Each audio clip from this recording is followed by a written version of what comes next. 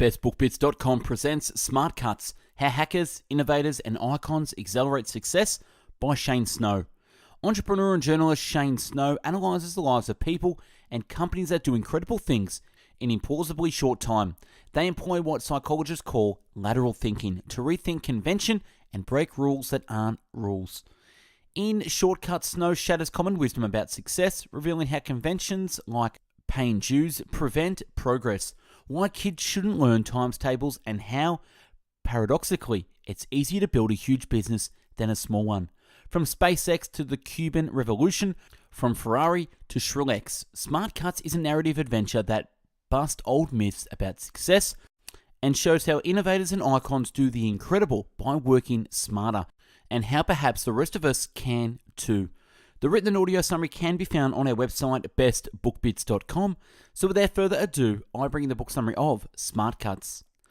Don't live your life passively. Don't rely on luck or serendipity. You can create your own opportunities. Your own success, and Smartcuts can help you along the way. Smartcuts, smart shortcuts, are tools to shorten the path to success. There are several basic categories of Smartcuts. First, you can find ways to shorten the job, cutting out unnecessary steps, people, and processes. Once you've abridged the task at hand, you can use your energy more efficiently and maximize your effort. Finally, use your momentum to soar. In Smartcuts, How Hackers and Innovators and Icons Accelerate Success, Shane Snow offers a lot of counterintuitive ideas. Some readers are likely to feel uncomfortable with so much common wisdom under attack. But however unsettling such ideas may be, they are quite rational, and the arguments for them are sound. Snow has a unique intellect, and he is able to frame issues in new and refreshing ways. This is his first book, and it would be well worth it to follow his career. There are countless ways to think smarter and to work more efficiently, but there's no substitute for hard work. There are many examples of successful people in the book, each of whom were willing to work hard for their achievement. The tools and techniques presented here will increase the odds of success, but only when accompanied by earnest and sustained effort. Of course, the obvious problem with this subject matter is that the people who are capable of outside-the-box thinking probably already know how to engage in this kind of thinking, so don't need the advice. Those who need to learn this skill the most and need the advice are unlikely to get much help from being told to think outside the box. Telling people to do something doesn't mean they will do it. Nonetheless, Smartcuts is likely to help those people who just need some clarification and a few pointers to make the leap. Part 1, Shorten. Chapter 1, Hacking the Ladder. US presidents are on average younger when they take office than US senators are when they start their terms. The average age for presidents, senators and members of the House is 55, 62 and 57 respectively. This trend has held true since the founding of the country, and it is perplexing, as service in the legislature is commonly viewed as a stepping stone to presidential office. The job of president is more complex than that of a legislator and harder to get, yet presidents are, on average, younger than legislators. It's counterintuitive to say the least. When we analyze the career paths of American presidents, it becomes clear that they spend less time climbing the governmental career ladder than do their counterparts in the legislature. American presidents tend to have unique career paths. This pattern can also be seen with other highly successful people. Rather than follow the prescribed strategies for success, they create their own paths to achievement. They aren't ladder climbers, they're ladder hackers. At Brigham Young University, students play bigger or better, which is a kind of scavenger hunt where participants go door to door, trading everyday objects with those in the neighborhood. The point of the game is to trade up. Students start small with toothpicks, for example, and at the end of the night, they have scored items like stereos and televisions. Snow leverages this example to explain that there's an advantage to be gained in switching ladders, shifting skills and other resources to a different paradigm to gain profit. It's a sort of extensual arbitrage.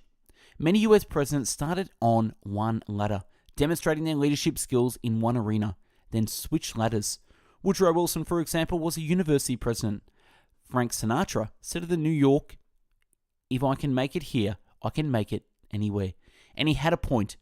People judge you by a different standard if you can succeed in the competitive jungle of New York. People also judge presidential candidates by a different standard. They judge them by their leadership skills. Playing the game and paying your dues is really a trap that results in you getting stuck. This is a new day, and the old paradigms don't work anymore. To succeed, we need to be more like Sinatra. We need to be college students continuously trading up, trading bigger and better. We need to jump sideways like cheaters. We need to think like entrepreneurs. We need to hack the ladder. Chapter 2, Training with Masters. Some people, like comedian Louis C.K., pay their dues and struggle for years before they find success. Others, like singer Justin Bieber, catapult quickly to the top of their field. Snow propels these experiences with the story of Homer's Odyssey. When Odysseus went to war, he put his son in the care of his good friend Mentor, who was goddess Athena in disguise. Athena gave Odysseus' son so much good advice that he became a hero. Just like Odysseus' son, Bieber had good mentors. Throughout literature, there are countless stories of mentors. Fiction is populated with the likes of Obi-Wan Kenobi and Mickey Goldmill. Mentor narratives resonate with audiences, probably because mentors really do help their pupils. People recognize the truth in these stories and gravitate to them. Mentorship, however, does not of itself guarantee success. It must be accompanied by a lot of hard work. But don't wait for a mentor. It's like waiting for Prince Charming. Pursue your goal, and if you happen to find a good mentor, cool. If not, cool. In that case, study the people who went before you. You can't always get a mentor, but you can always learn from history. Jimmy Fallon's manager was his personal mentor, but Fallon always looked for inspiration from comedians who came before him. Even though he didn't know them, Louis C.K. struggled for a long time. Eventually, he did find a mentor in George Carlin and consciously studied and mimicked Carlin's delivery and style of humor. After he adopted this strategy, he quickly rose to stardom. Chapter 3, Rapid Feedback. Upworthy began when founder Eli Pariser noticed that trashy stories were circulating on the internet, but little edifying content was popular. Pariser wanted a site that would help positive stories go viral. Media companies take a long time to build audiences, and Upworthy took a long time to catch on. Now we're in New York at a mock funeral for startups. Techies have decided that failure is cool. Actually, the people who fail at their business are more likely to fail at the next one too. People who are successful have a better chance of succeeding again. We tend to blame failure on outside sources, which keeps us from learning from them. But we do learn from other people's failures, and when we see someone else fail, we tend to blame them. We don't want to be like them, so we learn from their mistake. Feedback doesn't usually work because people are too self-conscious to take it to heart. And if feedback makes us self-conscious, it can make us perform worse. Nevertheless, negative feedback can be immensely helpful if we can manage to focus on the task rather than on ourselves. It's hard to be objective about ourselves and our performance, but that's exactly what we must do. Put egos aside and accept the feedback.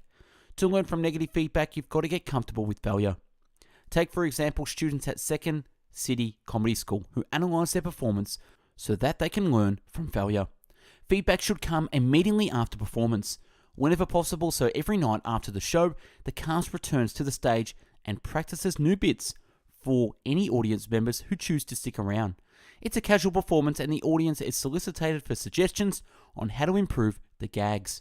Second City's process helps comedians get into the right headspace to do this. Case study. Upworthy's posted a touching video about a boy who died of cancer.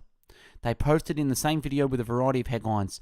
Some of the headlines proved more popular than others. After they got more data, they reworked the headline again. Finally, they found a headline that improved clicks by an impressive 116%. Then they added a thumbnail picture which improved the click-through rate another 69%, for a total improvement of 186%.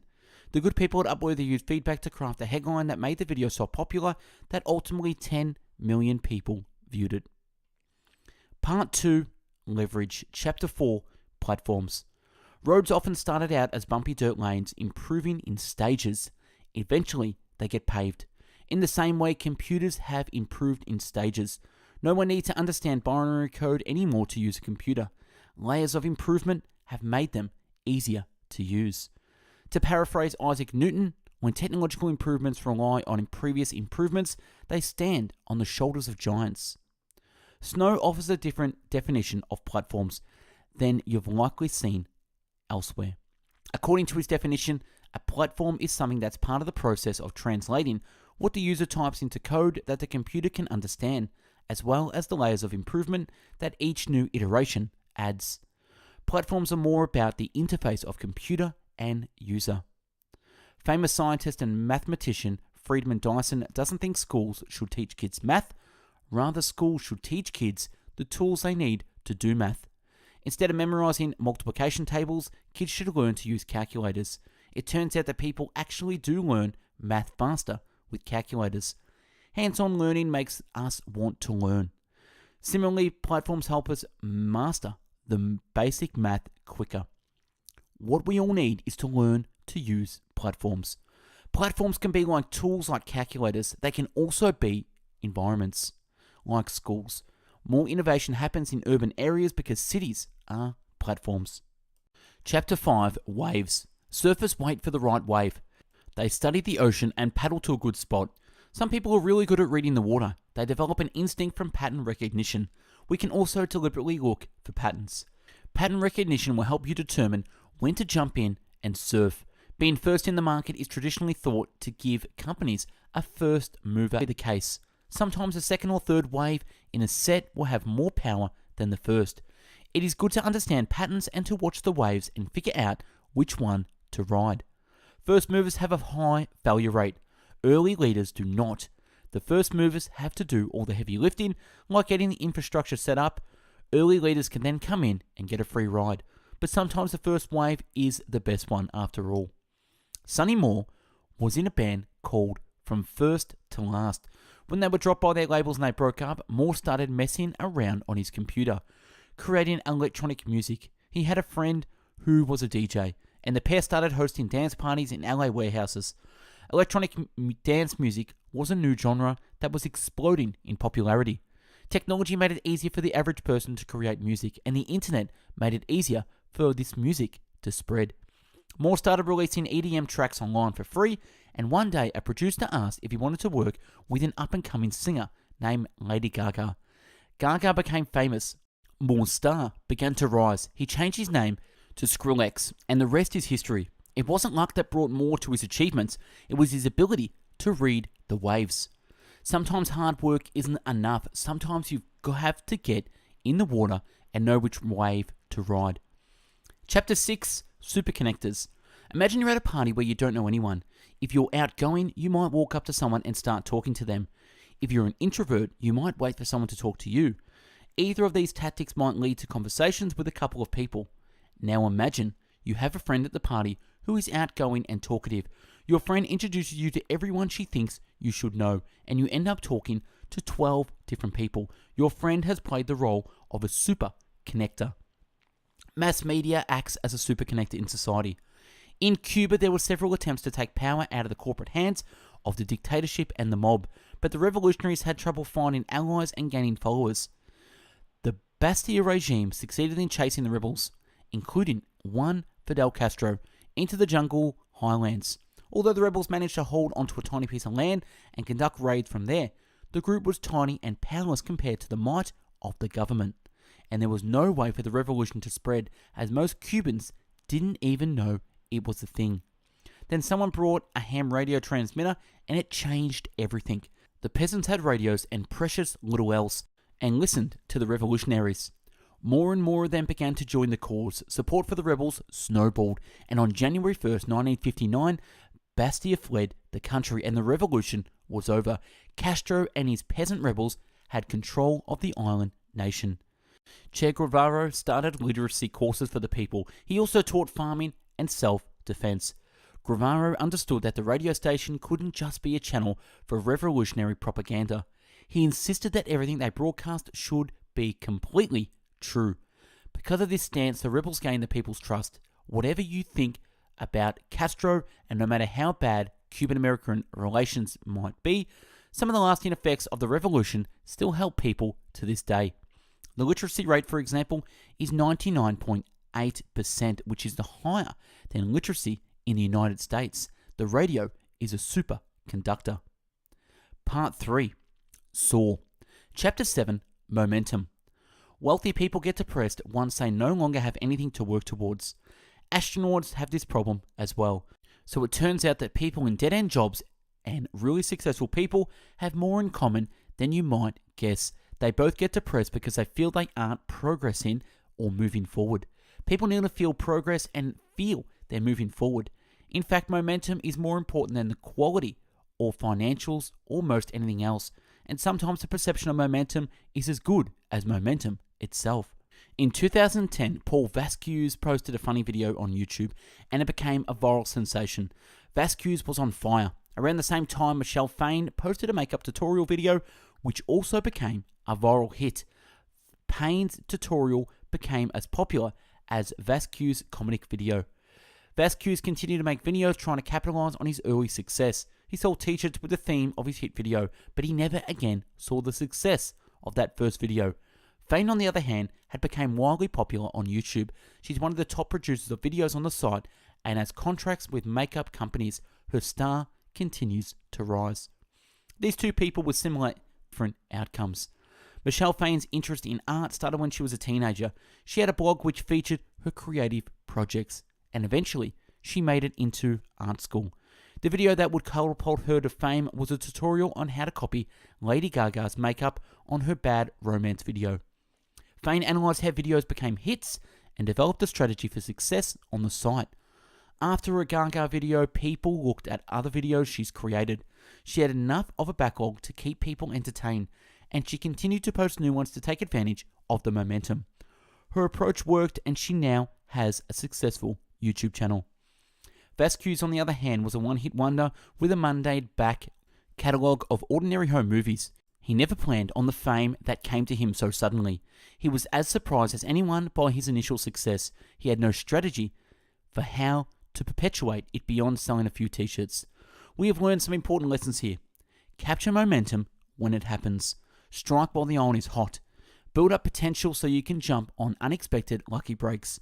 You also have to pay your dues, lay the groundwork, prime the engine of opportunity. Chapter 8. Simplicity. Incubators are made for hospitals, big institutions with big budgets, and technological improvements make them more expensive with each iteration. They consume large amounts of electricity, because of which most third world hospitals can't afford these life-saving devices. Even those managing to acquire incubators can have trouble generating the electricity needed to run them. Jan Chen wanted to do something about this. At first, she and her team considered making cheaper incubators, but they never could strip enough features to make a cheap version work. They recognized the problem and realized that what a premature baby needs more than any other thing is warmth. An incubator's other features, like life-saving monitors, were nice to have, but they weren't as important as keeping the baby warm. With that insight, they went on to invent something akin to a preemie sleeping bag, which was insulated and came with a hot pad. The invention worked. It kept babies warm, it was easy to use, and it required much less energy than an incubator. The outcome was that babies' lives were saved and continued to be every day. Sometimes the simple solutions are the best ones. Bigger is not always better. To innovate is to do something new. Disruptive innovation is when something new changes the game so completely as to eliminate all the established players. Disruptive innovations usually save either time or money. These technologies are simplifiers. They make things easier. They make things simpler. Innovators have a talent for simplification, for zeroing in on what matters, and for focusing on the important challenges that they face. And innovative geniuses eliminate unimportant decisions from their lives. Steve Jobs, for example, stuck to back turtlenecks and one style of jeans so he didn't have to waste time deciding what to wear. A study at the University of Minnesota showed that having to make multiple small and inconsequential decisions can sap a person's subsequent self-control and deplete patience and willpower. Clearing out the clutter of minor decisions can improve the quality of big decisions. Sometimes the momentum to move forward keeps us on the wrong track. When this happens, simplification allows you to focus on what's important. Constraints help creativity. Constraints help creativity. If I ask you to say something funny, you'll likely freeze and have trouble thinking of anything to say. On the other hand, if I ask you to specifically tell me a knock-knock joke, it's much easier. Constraints make the task easier. As Steve Jobs said, simplicity is the ultimate sophistication. Chapter 9, 10x Thinking. Entrepreneur Elon Musk sold his first video game at the age of 12, and by 31, he had started and sold 2 companies. With time and money on his hand, he began to study space travel. He felt that, like most other technologies, it should get cheaper over time, but it did not. Only governments invested in space, and because it was so expensive, they didn't invest in big-ticket outcomes like sending people to Mars. Musk, however, thought that sending people to Mars would be an important step in human development, so he did the unthinkable. He put a team of rocket scientists together and began working on the problem as a private enterprise, SpaceX. Because he wasn't the government, he didn't do things the government way, and he managed to find ways to cut costs significantly. The kind of smart cuts that drive Musk's success is called 10x thinking, the art of taking a big swing.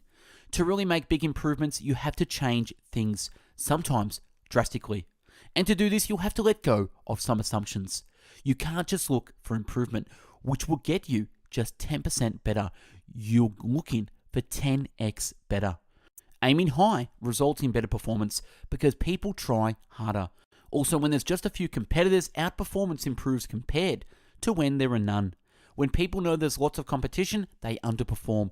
This is called the N effect. People like big swings. It's part of who we are. The grand gesture captures our attention. Elon Musk's rockets kept crashing, but he kept trying. His third rocket, Falcon 1, was launched in August 2008, and like the 2 before it, it crashed. He rallied his supporters and convinced them it was worthwhile to keep trying. He was right, and his next attempt on September 28, 2008, successfully launched it into orbit. It flew perfectly. After he'd successfully launched the rocket into space, it was easy for him to get funding. People, including investors, were excited because Musk had done what no private party had ever done before. He had radically changed the playing field. He had made a 10x change. This captured people's imagination much more than any incremental change ever could have. People who achieve these sorts of big dreams are role models for the rest of us. They let us know that we can achieve the impossible. Epilogue. Dwayne Edwards grew up in Joliet, Illinois. He had a disadvantaged childhood. His mother was disabled, and from her Social Security disability insurance, she raised 6 children. Edwards was attracted to art. In middle school, he became enamored with sneakers, and they became the focus of his drawing. He became such a good artist that by high school, he exceeded his art teacher's ability. The schools encouraged him to make a lateral move to drafting class, which fostered discipline in his drawings. He spent a lot of money on shoes and worked in fast food to pay for this addiction. After winning a design competition, Edwards became determined to become a shoe designer when he grew up. When he graduated high school, he couldn't afford art school, so went to community college instead. He got a temp job doing filing at an LA Gear where a suggestions box sat in the office. Edwards kept submitting design ideas to the suggestion box. Ultimately, he got the boss's attention and was offered a job designing shoes. Sneakers were enjoying immense popularity among young men and boys at the time. Most of the people who designed sneakers didn't know much about the young people who were buying these shoes, but Edwards did. He was one of these kids. His design spoke to them in a way that other designers could not. Edwards rose in the field, moving from company to company in a variety of roles. By the time he was 30 years old, he was one of 8 people to design Air Jordan sneakers. He had achieved the pinnacle of his field. He wished there was more African American shoe designers. To fill the gap, he founded a design academy. He got high rollers in the industry to fund scholarships for disadvantaged students and other populations that were underrepresented in the shoe business. He used his own experience to teach the students how to succeed. Edwards' story exemplifies the Smartcuts framework. To summarize the ideas presented in this book, the following is a list of 9 important principles. Make lateral moves. Train with masters. Facilitate rapid feedback. Platforms will determine how many people and who you can reach. Catch waves. Super connection unites talent and industry. Generate momentum. Simplify. Engage in 10x thinking. And that's a wrap on Smartcuts. Subscribe to the channel and take a look at the hundreds of book summaries uploaded previously. To find hundreds of written summaries, check out our website, bestbookbits.com, and for hundreds of audio summaries, find us on mixcloud.com/bestbookbits. If you want to help and be a contributor, get involved in the channel by reading a book, writing a summary, and emailing us at info@bestbookbits.com to have it featured. Thanks for watching and listening, and have yourself an amazing day. Take care.